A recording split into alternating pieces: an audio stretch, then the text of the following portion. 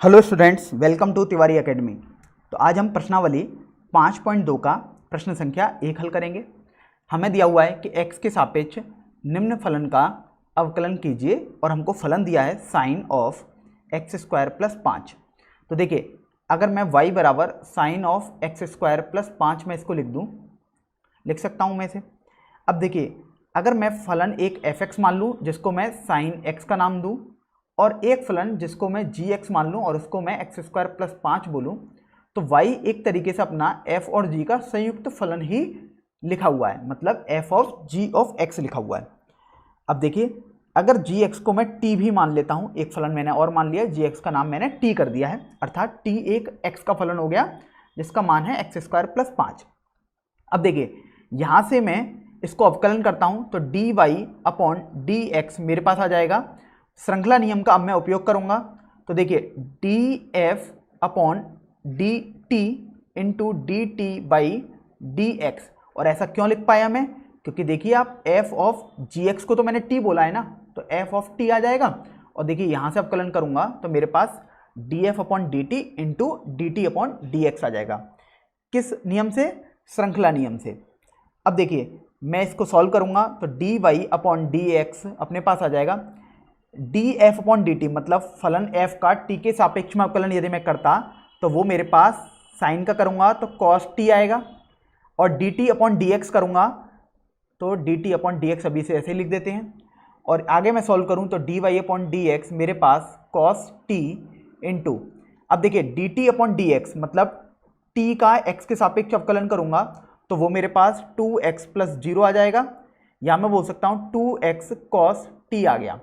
अब चूंकि देखिए, t तो अपने को प्रश्न में दिया नहीं था, t तो हमने एक फलन माना था gx वाले को जिसका मान था एक्स स्क्वायर प्लस 5, तो ये हो जाएगा 2x cos of x square plus 5। तो यही अपना फाइनल आंसर हो जाएगा। चलिए, हमने इस तरीके से तो इस प्रश्न को हल कर दिया। अब देखिए, हम इसका एक डायरेक्ट मेथड देखते हैं, मेथड 2। अपने पास दिया है y बराबर sine of x square plus 5। अपने को इसका x के सापेक्ष अवकलन करना है, मतलब dy अपॉन dx। अब देखिए, यहाँ पर अपने पास साइन है और एक फलन और दिया है, तो सबसे पहले मुख्य फलन अपने पास साइन है जिसका अवकलन करने पर हम जानते हैं कॉस में आता है, तो कॉस ऑफ अपने पास एक्स स्क्वायर प्लस 5 आ जाएगा। और अब हम एक्स स्क्वायर प्लस 5 का x के सापेक्ष में अवकलन करेंगे तो वो अपने पास आ जाएगा cos of x square plus 5 into 2x। तो ये अपना फाइनल आंसर हो जाएगा। चलिए, अब हम अगले प्रश्न पर बढ़ते हैं, प्रश्न संख्या 2 पर। हमको दिया हुआ है कि x के सापेक्ष निम्नलिखित फलन का अवकलन कीजिए, और फलन हमको दिया है cos ऑफ साइन x, मतलब y बराबर cos ऑफ साइन x। तो अभी देखिए, हम श्रृंखला नियम को इतने विस्तार में ना करके अब हम इसे मेथड 2 मतलब जो डायरेक्ट वाला मेथड हमने पढ़ा था उसी से करेंगे। तो देखिए, सबसे पहले क्या आएगा dy अपॉन dx। अब देखिए, यहाँ पर अपने पास मुख्य फलन तो cos है, मतलब cos का जब भी मैं अवकलन करूँ तो वो साइन आता है, तो साइन और ये अपने पास तो कोण है एक तरीके से cos का, तो वो तो जैसे का तैसा आ जाएगा। और अब मैं क्या करूँगा, साइन x का अवकलन कर दूंगा x के सापेक्ष। तो देखिए, अपने पास क्या आ जाएगा sine of sine x into, और साइन x का यदि मैं अवकलन करूँ तो वो मेरे पास cos x आता है, तो cos x लिख दिया। यही मेरा dy अपॉन dx हो जाएगा।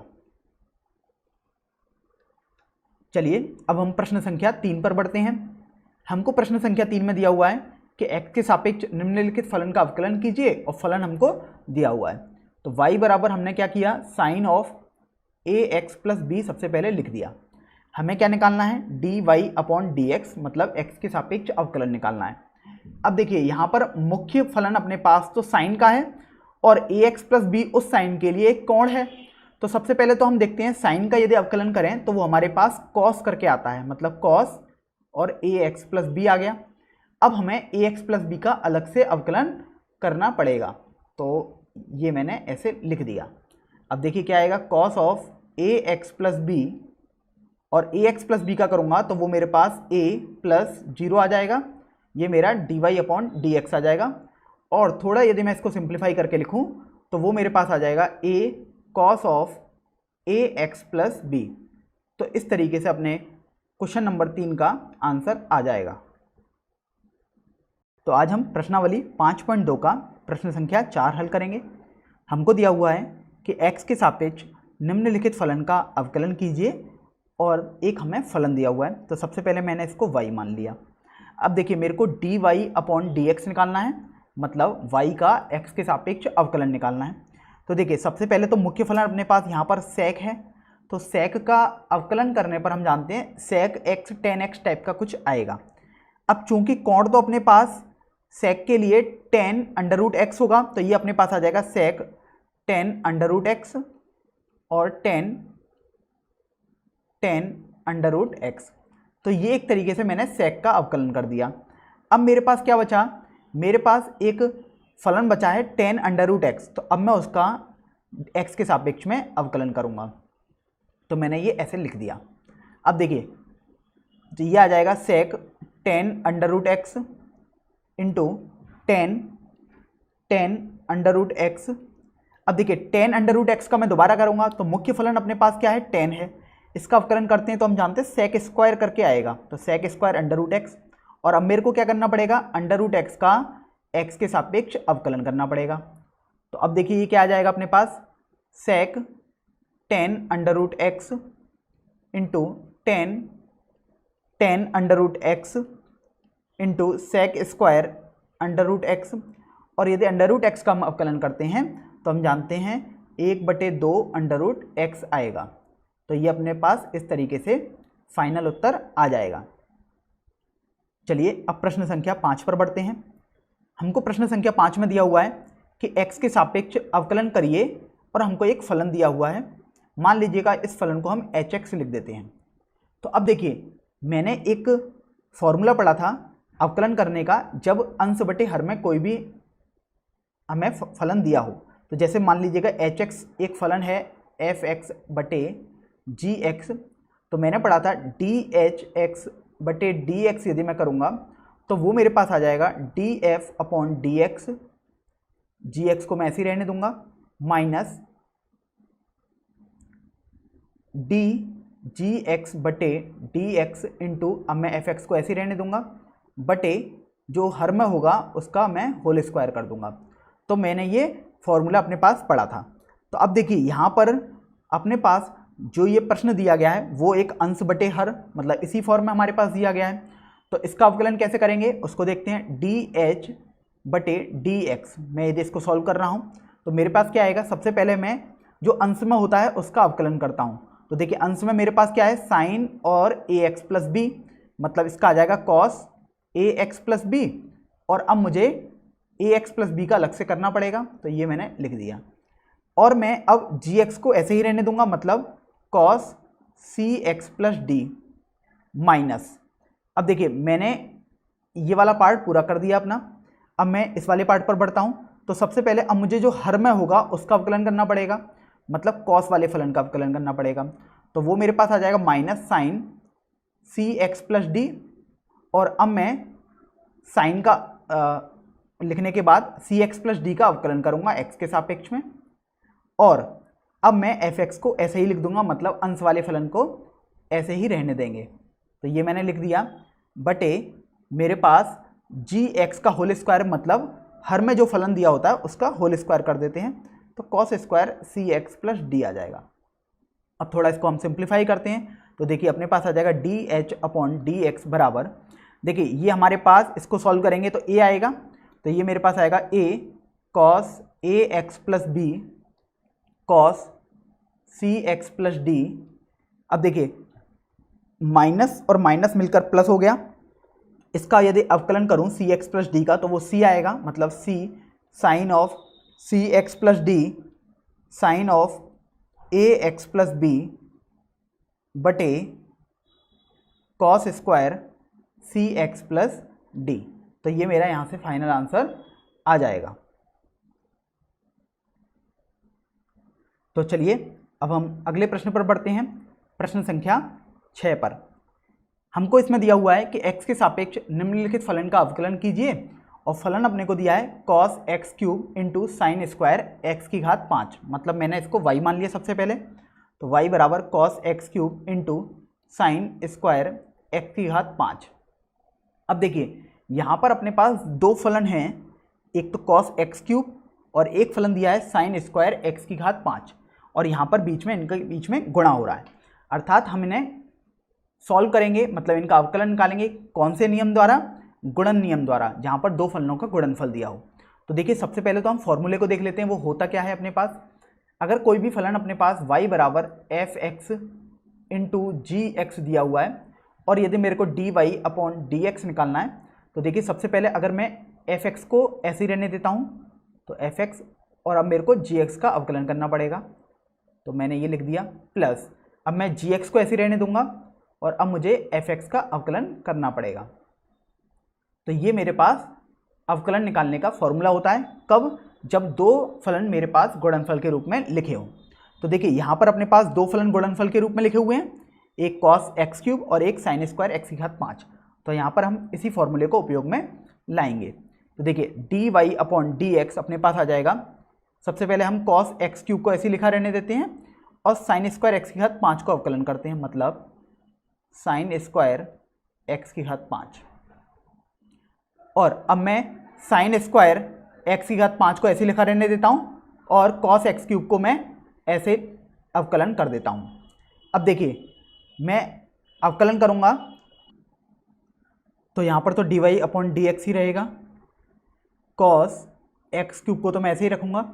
अब देखिए साइन स्क्वायर एक्स की घात 5 का अवकलन करना है मुझे, तो ये मेरे पास आ जाएगा 2 साइन एक्स की घात 5 इंटू कॉस एक्स की घात 5, और अब मेरे को साइन स्क्वायर एक्स की घात 5 का अवकलन करने के बाद एक्स की घात 5 का अवकलन करना पड़ेगा, तो एक्स के सापेक्ष अवकलन करूँगा तो वो मैंने ऐसे लिख दिया, प्लस अब देखिए साइन स्क्वायर एक्स की घात 5 लिखूँगा इसे तो मैं,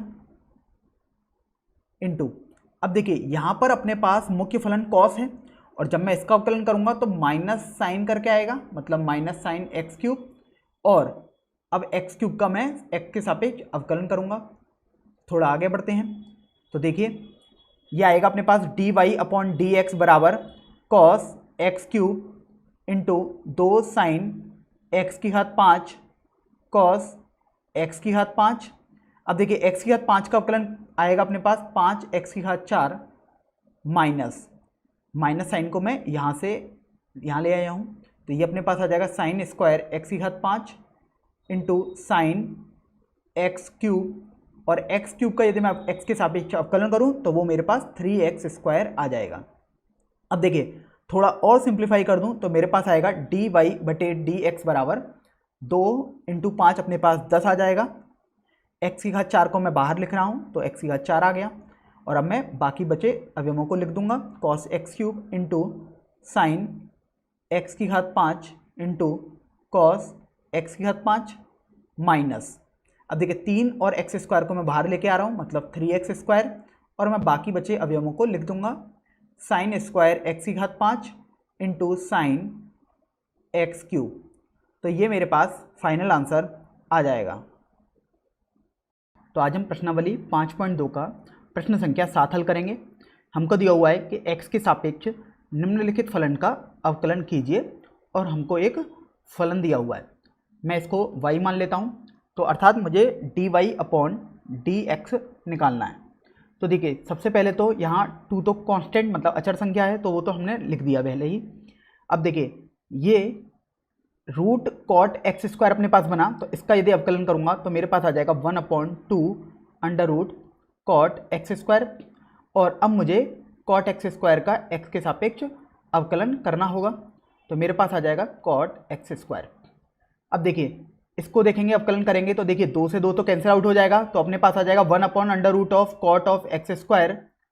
अब देखिए कॉट यहाँ पर अपने पास मुख्य फंक्शन है और एक्स स्क्वायर एक तरीके से उसका कोण दिया हुआ है, तो कॉट का अगर मैं अवकलन करता हूँ तो मेरे पास आता है माइनस कॉसेक स्क्वायर, तो यहाँ पर एंगल तो एक्स स्क्वायर हो जाएगा। अब मेरे को एक्स स्क्वायर का एक्स के सापेक्ष अवकलन करना पड़ेगा, तो अगर मैं फाइनली अब सॉल्व करूँ तो मेरे पास आ जाएगा 1/√ऑफ कॉट ऑफ एक्स स्क्वायर, तो यहाँ पर एंगल तो एक्स स्क्वायर हो जाएगा, अब मेरे को एक्स स्क्वायर का एक्स के सापेक्ष अवकलन करना पड़ेगा, तो अगर मैं फाइनली अब सॉल्व करूँ तो मेरे पास आ जाएगा 1/√ऑफ cot of x square into minus cosec square x square into x square का यदि अवकलन करूँगा तो 2x आ जाएगा।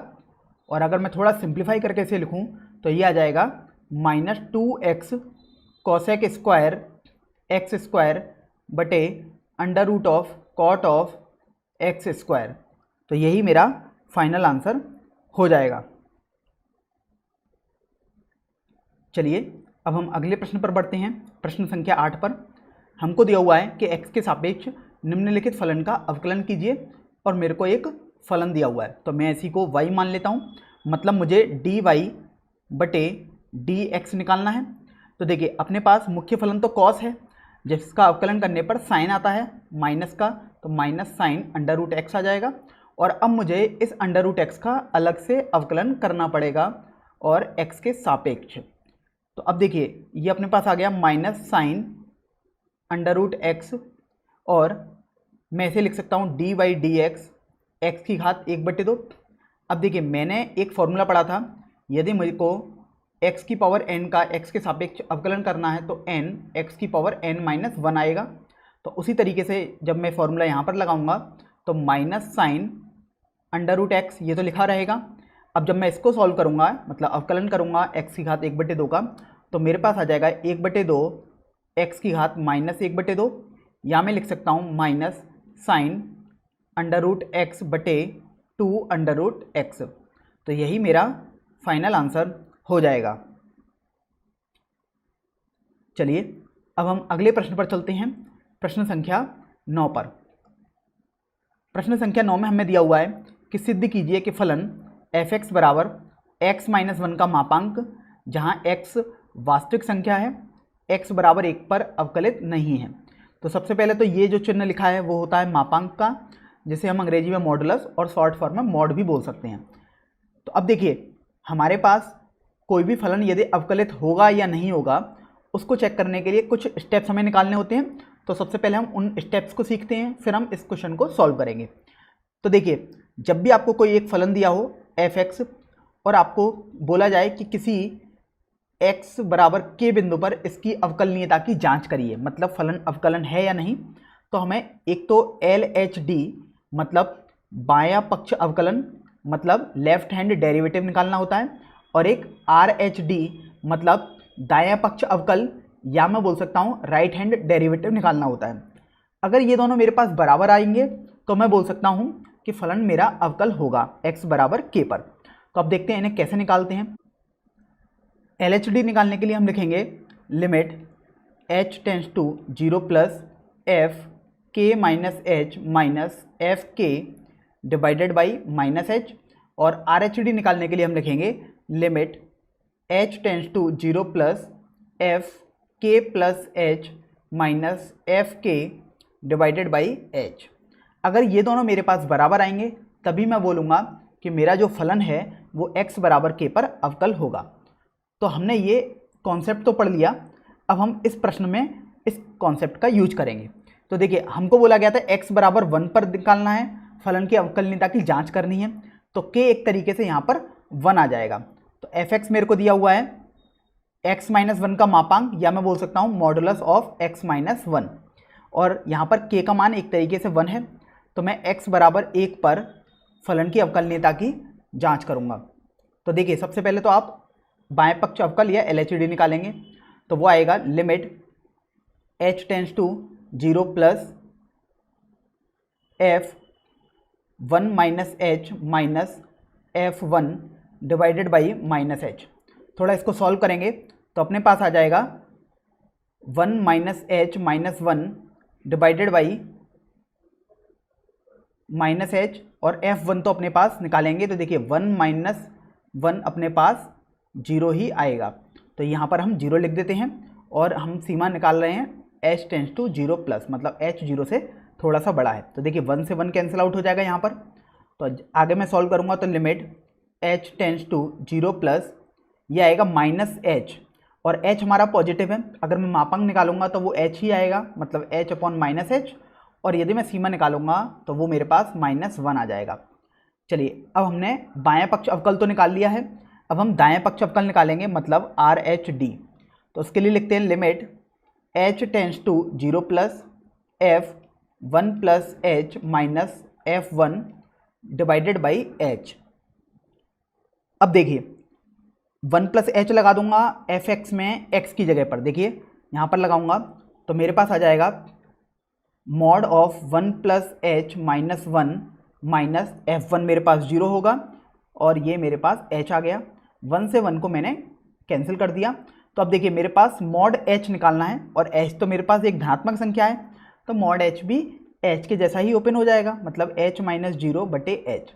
ध्यान रखें मुझे लिमिट हमेशा लगानी होगी 0 प्लस की, यहाँ पर भी limit h tends to 0 plus हो जाएगा और ये limit h tends to 0 plus h बटे h आ जाएगा और इसको सॉल्व करने पर ये 1 आ जाएगा। तो अब देखिए हमने इस प्रश्न के लिए LHD निकाला, मतलब बाएं पक्ष अवकल, वो -1 आया, और RHD निकाला, मतलब दाएं पक्ष अवकल, वो हमारे पास 1 आया। तो हमने देखा कि चूंकि LHD और RHD बराबर नहीं है, या मैं बोल सकता हूँ LHD not equal to RHD, इसलिए fx जो फलन होगा वो x बराबर 1 पर अवकलनीय नहीं होगा।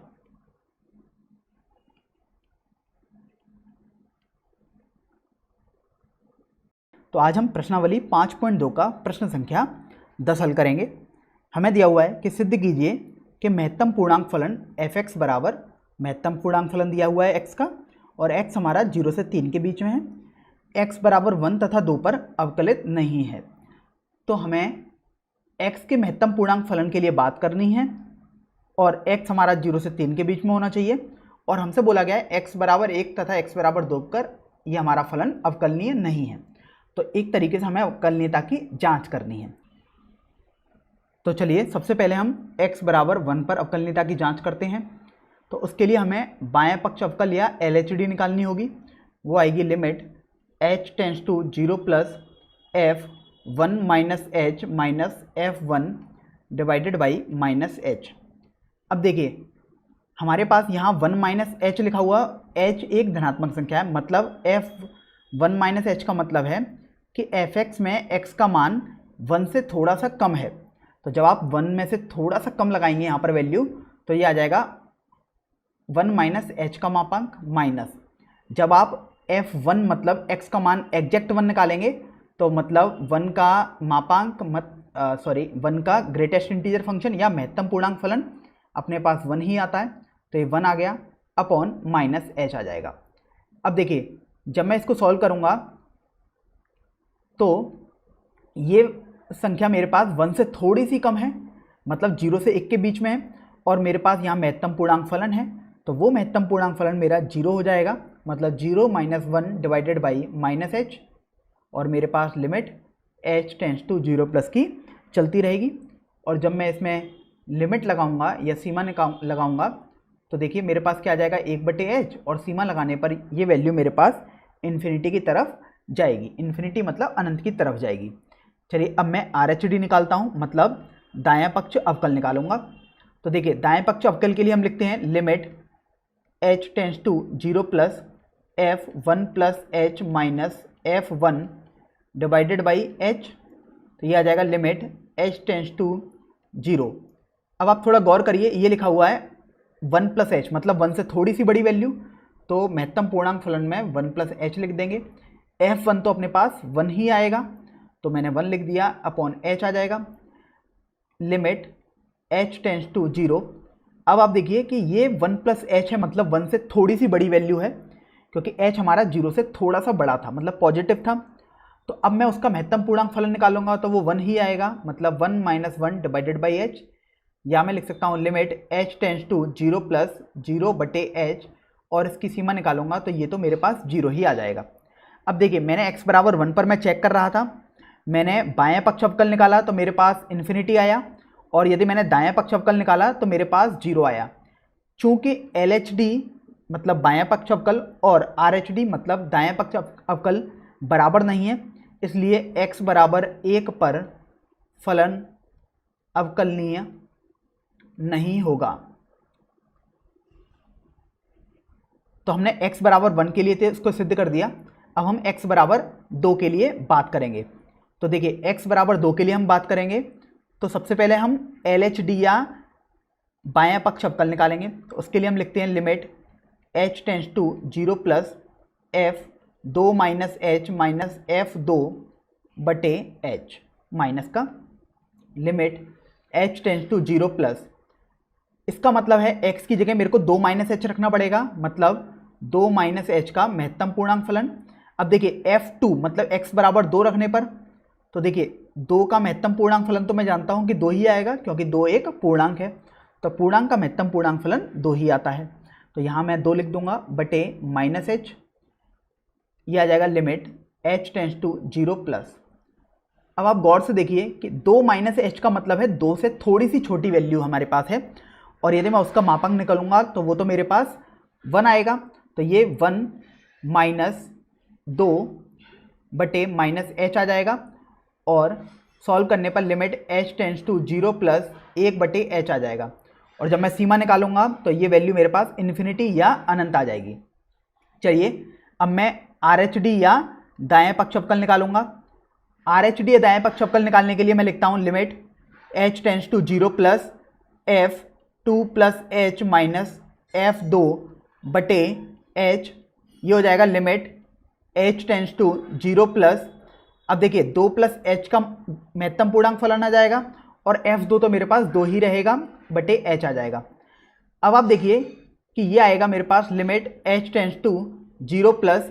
अब चूंकि 2 प्लस h लिखा है, इसका मतलब हमारे पास 2 से थोड़ी सी बड़ी वैल्यू है, और जैसे ही थोड़ी सी बड़ी वैल्यू आई तो ये महत्तम पूर्णांक फलन उसको 2 बना देगा, मतलब 2 माइनस 2 बटे h, तो ये वैल्यू मेरे पास 0 आ जाएगी।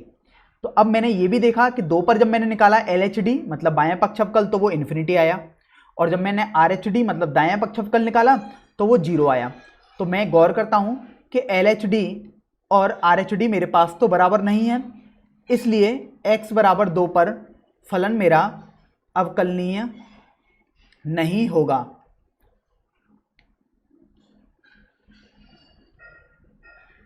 तो इस तरीके से ऐसे सवालों को मैं सिद्ध करता हूं।